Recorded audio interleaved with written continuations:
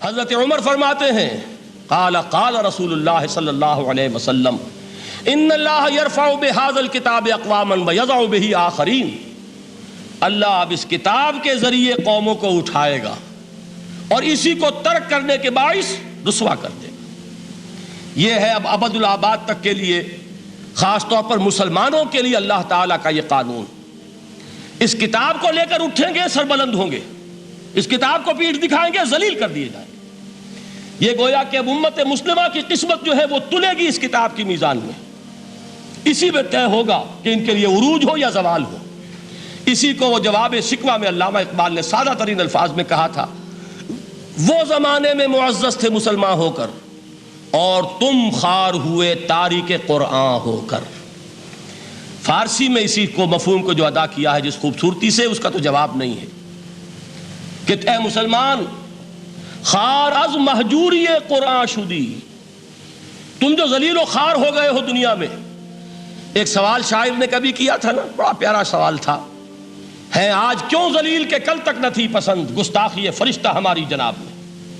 بڑا پیارا سوال ہے، جواب علامہ اقبال دے رہے ہیں، خار از مہجوری قرآن شدی، قرآن سے لا تعلق ہونے کی بنیاد پر تم ذلیل و رسوا ہوئے ہو۔ شکوہ سنجے گردش دوراں شدی، گردش دوراں اور گردش فلک اور فلک ناہنجار اور فلک کج رفتار، اس کو خامخواہ گالیاں دے رہے ہو، اس کا خامخواہ شکوہ کر رہے ہو، شکایت کر رہے ہو، یہ تو ہے باد صبائی ہما آوردہ تست، یہ تمہارے اپنے کرتوتوں کی سزا ہے جو تمہیں مل رہی ہے۔ تم نے قرآن کو پیٹھ دکھائی، تم ذلیل و رسوا کر دیے۔ خار از مہجوری قرآن شدی، شکوہ سنجے گردش دوراں شدی، اے چو شبنم بر زمیں افتندئی، در بغل داری کتاب زندئی، اے وہ قوم جو شبنم کی طرح زمین پر پڑی ہے، اغیار اسے پاؤں تلے روند رہے ہیں، جیسے آپ صبح کو سیر کرنے نکلتے ہیں، سبزے پر پڑی ہوئی شبنم اسے آپ روندتے ہیں اپنے قدموں تلے۔ اے امت محمد، آج تو دنیا کی قوموں کے سامنے اسی طرح پابال ہے، سرنگوں ہے، لیکن ہوش میں آ کہ تیری بغل میں وہ کتاب زندہ موجود ہے، وہ کتاب زندہ جس نے کہ دنیا میں یہی جزیرہ نما عرب، وحشی لوگوں کا مسکن، نہ یہاں علم، نہ یہاں تمدن، نہ یہاں تہذیب، نہ یہاں تنظیم، کوئی ڈسپلن نہیں، کوئی حکومت نہیں، کوئی تہذیب نہیں، کچھ نہیں، تاریکیاں ہی تاریکیاں۔ یہی کتاب تھی جس نے اسے منور کیا، یہی کتاب تھی جس نے دنیا کا امام بنایا، یہی کتاب تھی جس نے دنیا کا معلم بنایا، یہ کتاب تھی جس نے نئے نئے علوم ایجاد کرنے سکھائے، یہ کتاب تھی جس کی بدولت یہی عرب تھے جنہوں نے یونان کے فلسفے اور سائنس کو جو مر چکے تھے انہیں زندہ کیا، ان میں نئی چیزوں کا اضافہ کیا اور اسپین کی یونیورسٹیوں کے ذریعے سے یورپ تک دوبارہ پہنچا دیا۔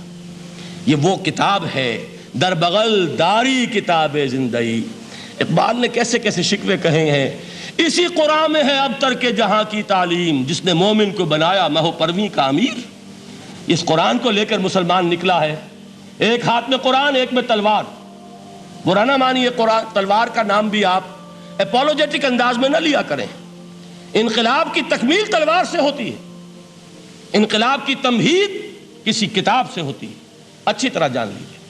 کبھی انقلاب صرف کتاب سے نہیں آیا، کتاب سے ذہن بدلتے ہیں، کتاب سے فکر بدلتی ہے، کتاب سے سوچ بدلتی ہے، کتاب سے ایک جماعت تیار ہوتی ہے، ایک قوت تیار ہوتی ہے۔ وہ 313 جو میدان بدر میں تھے وہ قرآن کا اعجاز کا ظہور تھے، لیکن ان کے ہاتھوں میں تلوار آئی ہے، ہم اسے ڈینائی نہیں کریں گے کہ در حقیقت انقلاب محمدی کی تکمیل میں یقیناً تلوار کا حصہ۔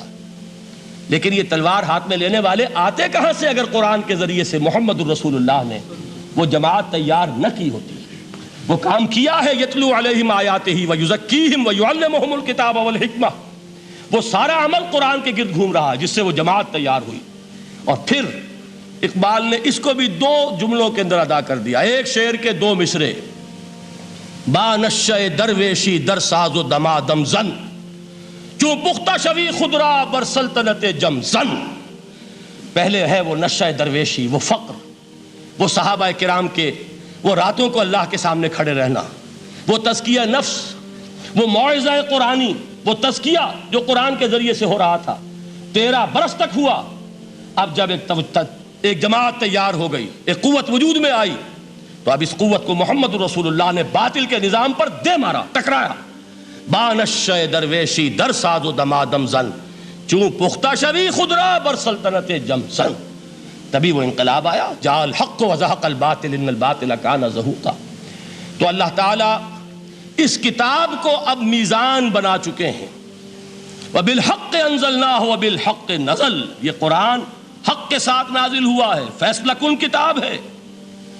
إِنَّهُ لَقَوْلٌ فَصْلٌ وَمَا هُوَ بِالْحَزْلِ، یہ قول فصل ہے، حزل نہیں ہے، کسی شاعر کی شاعری نہیں ہے کہ آپ نے تحسین کی تو کیا اور نہ کی تو کیا. یہ کتاب وہ ہے کہ اگر مانو گے تو مہو پرویں کا امیر بنو گے، اور اگر اس کو پیٹھ دکھائے رکھو گے جیسے دکھائی تم نے تو ذلیل کر دیے جاؤ گے، رسوا کر دیے جاؤ گے، جیسے کہ آج کم سے کم 300 برس سے پوری دنیا میں مسلمان ذلیل اور خوار ہیں.